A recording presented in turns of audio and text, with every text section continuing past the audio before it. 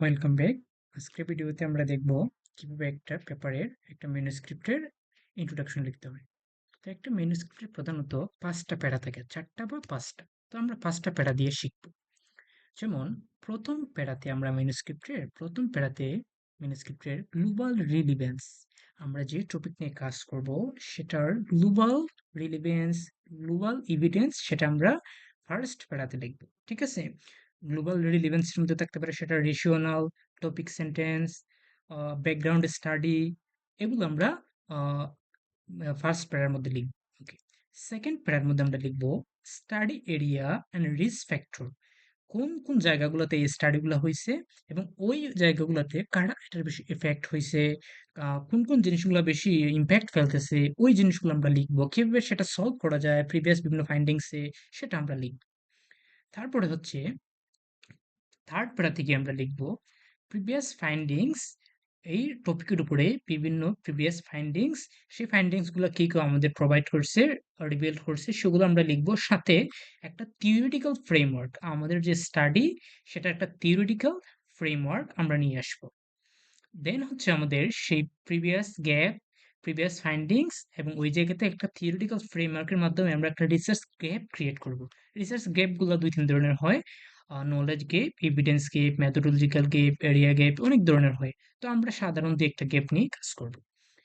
তো পরবর্তীতে হচ্ছে আমাদের স্টাডি মোটিভেশন। আমরা যখন রিসার্চ গ্যাপটা আইডেন্টিফাই করব, তারপরে আমরা দেখব রিসার্চের স্টাডি মোটিভেশনটা। অ্যান্ড লাস্টের প্যারাতে আমাদের অবজেক্টিভ অ্যান্ড এক্সপেক্টেড কন্ট্রিবিউশন, আমার এই স্টাডির মাধ্যমে একটা কান্ট্রি, একটা রিজিয়ন, একটা ওয়ার্ল্ড কি বেনিফিট পাবে সেটার একটা এক্সপেক্টেড কন্ট্রিবিউশন।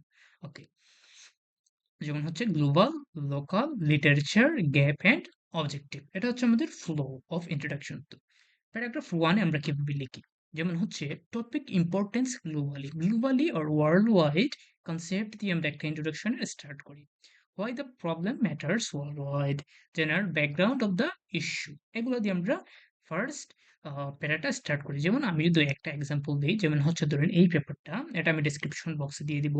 এই পেপারের দেখেন ইন্ট্রোডাকশনের প্রথমে কি লিখছি, depression is one of the causes of disability in the whole world and it is even higher among women in reproductive age. Depression is more common and prevalent in women than men because of an aggregate of biological, social, and environmental issues. ওকে, তাহলে দেখেন ২টা sentence আমি নিয়ে এসেছি। প্রথমেই বুঝাইতে চাইতেছি যেহেতু এটা আমাদের একটা ডিপ্রেশন নিয়ে স্টাডি, এটা অনেক লিডিং একটা কজেস। অ্যান্ড রিপ্রোডাক্টিভ উইমেন যারা, মানে যাদের বয়স আমাদের ডেমোগ্রাফিকে বলা হয়, যাদের বয়স ১৫ থেকে ৪৯, তাদেরকে বলা হয় রিপ্রোডাক্টিভ এজ, মানে যে বয়সে মহিলারা তাদের বাচ্চা জন্মদানে অ্যাবিলিটি আছে। অ্যান্ড হচ্ছে মহিলাদের হচ্ছে যে ডিপ্রেশনটা পুরুষের থেকে বেশি, এই ধরনের একটা আমরা রেশিওনাল নিয়ে আসার চেষ্টা করতেছি। ঠিক আছে? এই হচ্ছে আমাদের ফার্স্ট প্যারা। সেকেন্ড প্যারাতে আমরা কিভাবে লিখবো?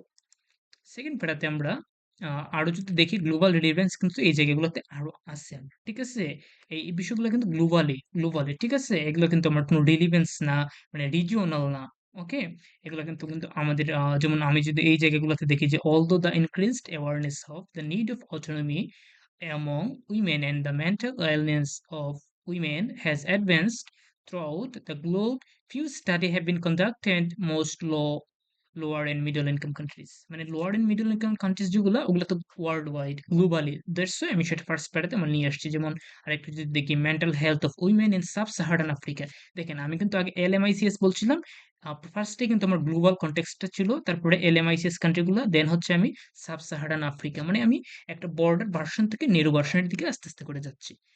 থার্ড যেটা হবে আমাদের, যেমন এই ধরনের একটা সেন্টেন্স আমরা দিতে পারি, hypertension effects 1.28 billions adult world wide, is the leading cause of cardiovascular disease and premature death globally. হু থেকে আমরা রেফারেন্সটা দিয়ে ফেললাম। ওকে, আচ্ছা, সেকেন্ডটা কিভাবে হবে আমাদের, focus narrow, global to local, study population context, country context and key risk factor that setting. যেমন আমি যদি এই জায়গাতে দেখি, আমি যেটা বলছিলাম যে সাব-সাহারান আফ্রিকা স্টাডি কনটেক্সট এ নিয়ে আসছি। ঠিক আছে? স্টাডি কনটেক্সট এ নিয়ে আসছি অ্যান্ড আমার এই স্টাডিতে রুরাল আরবান এর একটা ভেরিফিকেশন ছিল। ডিসপ্যারিটিস ছিল, ইনইকুয়ালিটিস স্টাডি ছিল। দ্যাটস ওয়াই আমি আরবান সেটিংস কে নিয়ে হাইলাইট করছি যে আরবান সেটিংস এ একটু বেশি ফ্যাসিলিটিস আছে আমার মেন্টাল হেলথ এর যে রিসোর্স গুলো আছে সেগুলোর অ্যান্ড রুরাল সেটিংস এ একটু কম আছে। এই ধরনের বিষয়টা আমরা হাইলাইট করছি। দেন হচ্ছে দেখেন এই যে ইন্টারেস্টিং দেখেন এটা ছিল আমাদের ফার্স্ট প্যারা এই যে এটা ছিল আমাদের রেশিওনাল, এটা হচ্ছে সেকেন্ড প্যারা। এই যে দেখেন এখানে আমি কি করছি in southern Africa in Lesotho. দেখছেন আমি কত সুন্দর করে এটার সাথে কানেক্ট করে ফেলছি। এই যে আমাদের হচ্ছে globe to local study population country context, আমি কিন্তু কান্ট্রি কনটেক্সটে নিয়ে আসছি। ওকে, তারপরে হচ্ছে আমাদের এই কনটেক্সটে কতটুকু আমার প্রিভ্যালেন্স আছে, যেমন likely slightly higher prevalence of women so 17.1% help for depression compare to man. Okay, মানে এখানে এই কান্ট্রিগুলোতে উইমেনের চেয়ে মেনের সুট করার ডিপ্রেশন সুটের প্রিভ্যালেন্সটা একটু বেশি, সেটা আমি দেখতে চাইতেছি। এবং কি রিস্পেক্টর গুলো ওই জায়গাতে আমি আবার লিখে দিছি যে কোন কোন বিষয়গুলো ওমেনকে বেশি মানে হেল্প করে বা এফেক্টেড বিষয়গুলো, যেমন ধরেন কোন ধরনের বিষয়গুলো বেশি ইফেক্টেড হচ্ছে যে আমার এই জায়গাতে একটু পড়লে আমরা পেয়ে যাব। এই যে হচ্ছে রিমেন্স মোবিল কি decision related to health care, household purchase, mobility, rural women experience lower levels of intervention, মানে ওই যে বিষয়গুলো আমি লিখে দিয়ে দিছি। এই বিষয়গুলো আর কি আমাদের কি কি জিনিসগুলো, কি ফ্যাক্টর গুলো, কি রিস্ক ফ্যাক্টর গুলো আমরা সেখানে অ্যাড্রেস করব। দেন হচ্ছে আমাদের তার যেটা হবে আমাদের মানে এইরকম আর কি, আমরা এরকম একটা সেন্টেন্স লিখবো যে in Bangladesh rapid urbanization has led to sedentary lifestyle and increased consumption of processed foods. Key risk factor driving hypertension prevalence which now affects 25% of adults. ওকে, আমরা এরকম একটা সাইটেশন দিয়ে দিব।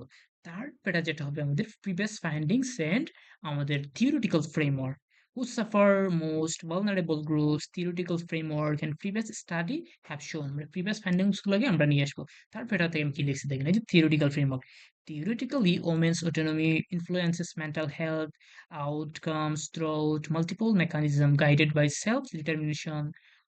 Theory and gender and power theory, limited autonomy reduce women's capacity to make independent decisions regarding health, care, household resource and mobility, such as like এরকম করে আমরা theoretical একটা concept আমরা নিয়ে আসবো।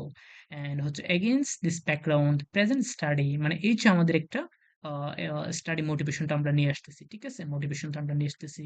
অ্যান্ড আমি যদি আরেকটু দেখি থার্ড হচ্ছে আমরা এই ধরনের একটা সেন্টেন্স দিব প্রিভিয়াস ফাইন্ডিংস এন্ড থিওরিতে previous study indicate that low income, less educated population bear the highest burden. The health belief model suggests that perceived barriers like হচ্ছে এরকম strongly influence treatment adherence. মানে হেলথ বিলিফ মানে এই যে দেখেন আমার health belief model থেকে previous findings থেকে vulnerable group and low income and low educated ওইটা বেশি এফেক্ট বেশি সাফার্ড বেশি, সেটা আমি এই জায়গাতে আমরা নিয়ে আসবো। ঠিক আছে, এই জায়গাগুলোতে আমরা নিয়ে যে প্রিভিয়াস স্টাডি শোজ, এই যে আমাদের previous study shows that women's autonomy in Lesotho remains remarkably inadequate, mainly in decision related to healthcare, household purchase, age dependence. In Lesotho, limited study about the mental health of women, their social determinant. Okay, দেখেন এই জায়গাগুলোতে আমি গ্যাপটা সুন্দর করে একটু নিয়ে আসছি। তারপরে হচ্ছে আমাদের এই যে রিসার্চ গ্যাপ এন্ড পরবর্তীতে হচ্ছে আমাদের অবজেক্টিভ, এই যে however limited study exist in Bangladesh examining community based hypertension management in rural areas. তাহলে দেখেন এই জায়গাগুলোতে আমি কি লিখছিলাম, এই যে ইন্ডাস্ট্রি তো limited study exist about mental health women and their social determinant. And লাস্টের পেরাতে হবে আমাদের মোটিভেশনটা, study motivation this study aims this study, এই যে জায়গাতে আমরা দেখবো specially this study assess the association the national level conducted a special analysis, এটা হচ্ছে আমাদের অবজেক্টিভ।